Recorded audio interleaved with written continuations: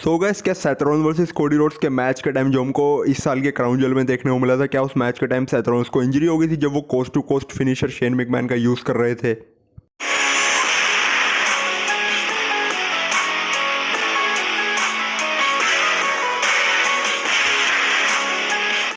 सो guys, crown jewel pay per view तो अब खत्म हो गया और Seth Rollins versus Cody Rhodes का मैच जो कि क्राउन ज्वेल का मेन इवेंट देखने को मिला था, उसमें फाइनली सेथ रॉलिंस ने 3-1 का स्कोर कर लिया। उन्होंने एक सिंगल्स मैच में कोडी रोड्स को हरा दिया। मतलब कोडी रोड्स एक ऐसे सुपरस्टार थे डब्ल्यूडब्ल्यूई में जिसको सेथ रॉलिंस ने एक बार भी नहीं हराया था, और कोडी रोड्स इससे पहले 3 बार सेथ रॉलिंस को हरा चुके हैं। लेकिन फाइनली क्राउन ज्वेल 2025 में सेथ रॉलिंस ने ये चीज़ कर दिखाई और उन्होंने 1-on-1 मैच में कोडी रोड्स को हरा दिया। मतलब 3-1 का स्कोर अब यहाँ पे बन चुका है। लेकिन क्राउन ज्वेल में कोडी रोड वर्सेस सेथ रॉलिंस का मैच अच्छा था, ठीक था।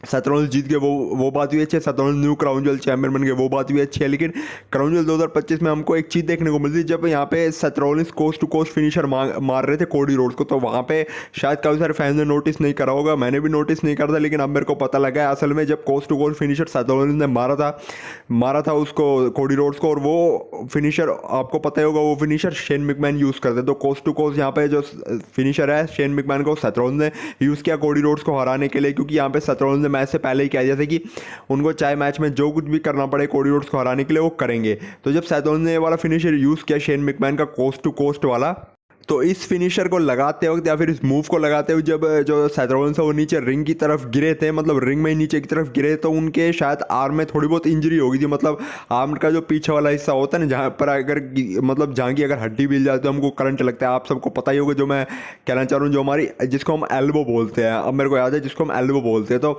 वहाँ पर ऐसा लग रहा था कि जहाँ मतलब coast to coast finisher use करने के बाद जब सेथ रॉलिंस रिंग में गिरे थे, तो देखकर ऐसा लग रहा था कि सेथ रॉलिंस जब रिंग में गिरे तब उनकी एल्बो थोड़ी सी इंजर्ड हो गई थी। मतलब एल्बो में कुछ इंजरी हो गई सेथ रॉलिंस को। मतलब बाद में कुछ ऐसी रिपोर्ट्स आई थी जिसमें ऐसा लग रहा था कि जब सेथ रॉलिंस ने कोस्ट टू कोस्ट मूव इस्तेमाल करा तब उनकी आर्म में यानी उनकी एल्बो में कुछ इंजरी हो गई थी। लेकिन अभी कंफर्म नहीं पता कि वो इंजरी सच में हुई है या फिर नहीं हुई है। वो चीज़ शायद से आने वाली रॉ के एपिसोड्स में हमको पता लग जाएगी सेथ रॉलिंस को जो एल्बो में इंजरी हुई है वो रियल है या फिर फेक है। लेकिन ऐसा भी हो सकता है कि डब्ल्यूडब्ल्यूई इस वाली इंजरी को रियल बता दे, मतलब ये वाली इंजरी फेक हो, सेथ रॉलिंस को कोई भी इंजरी ना हुई हो। लेकिन क्या पता कि डब्ल्यूडब्ल्यूई के आगे कुछ और प्लान्स हो, डब्ल्यूडब्ल्यूई इंजरी को रियल बता दे। इससे पहले भी जब सैटरडे नाइट मेन इवेंट में सेथ रॉलिंस और एले नाइट का मैच हुआ था, वहाँ पर भी जब सेथ रॉलिंस को नी इंजरी हुई थी, वो भी स्टोरी लाइन का हिस्सा था, वो पूरी फेक इंजरी थी। लेकिन डब्ल्यूडब्ल्यूई ने फिर भी उसको रियल बता दिया था कि हमें हाइस्ट ऑफ द सेंचुरी का समर स्लैम 2025 में 2.0 वर्जन देखने को मिले, और वैसा हुआ भी। तो ऐसा भी हो सकता है कि डब्ल्यूडब्ल्यूई मतलब ये जो एल्बो में जो इंजरी हुई है सेथ रॉलिंस को कोस्ट टू कोस्ट फिनिशर इस्तेमाल करते वक्त इसको रियल बता दे, जबकि फेक। और क्या पता कि आगे चल के हमें सेथ रॉलिंस फिर से कुछ बड़ा करते हुए नजर आए, जैसे उन्होंने हाइस्ट ऑफ द सेंचुरी का 2.0 वर्जन लेकर आए थे समर स्लैम 2025 में। या फिर ऐसा भी हो सकता है कि कोई माइनर सी इंजरी और सेथ रॉलिंस कुछ हफ्तों तक हमें डब्ल्यूडब्ल्यूई टेलीविजन पर देखने को ना मिले, और फिर कुछ हफ्तों बाद वो वापस आ जाए। क्योंकि वैसे भी जो मतलब सेथ रॉलिंस अभी वर्ल्ड हेवीवेट चैंपियन है और वो रॉकेट टॉप पे गए हुए हैं, और हम यूजुअली टॉप चैंपियंस के केस में ऐसा देखते हैं कि वो हमें ज़्यादातर शो में देखने को नहीं मिलते।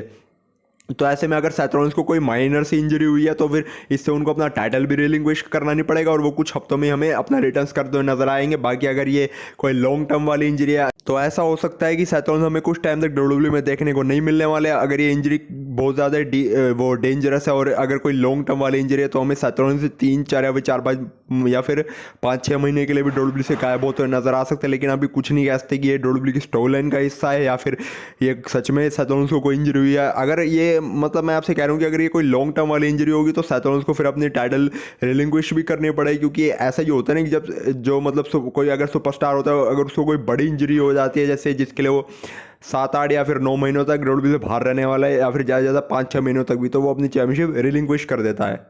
तो अगर सेथ रॉलिंस को कोई ऐसी इंजरी है जिससे वो लॉन्ग टर्म के लिए डब्ल्यूडब्ल्यूई से बाहर रहने वाले हैं 4-5-6-7-8 महीनों के लिए, तो फिर सेथ रॉलिंस अपना वर्ल्ड टाइटल भी रिलिंक्विश कर सकते हैं। बाकी फिर देखते हैं आगे अगर सेथ रॉलिंस को कोई इंजरी होती है और अगर वो अपना वर्ल्ड टाइटल रिलिंक्विश करते हैं तो फिर आगे डब्ल्यूडब्ल्यूई में हमें कैसी चीज़ें देखने को मिलती है और क्या चीज़ देखने को मिलती है, मतलब सेथ रॉलिंस के डब्ल्यूडब्ल्यूई से गायब होने के बाद। कि मैं फिर से आपसे कह रहा हूँ कि जो जब तक हमें रॉ के एपिसोड देखने को नहीं मिलते तब तक हम ये ऐसा कुछ नहीं कह सकते कि ये वाली इंजरी सच में रियल है, फिर कोई फेक इंजरी है या फिर डब्ल्यूडब्ल्यूई की स्टोरी लाइन का पार्ट है। मतलब अगर फेक इंजरी हुई तो डब्ल्यूडब्ल्यूई की स्टोरी लाइन का पार्ट है, अगर रियल इंजरी हुई तो वो माइनर सी इंजरी होगी या फिर लॉन्ग टर्म इंजरी होगी, सब हमें रॉ के एपिसोड में पता लगेगी।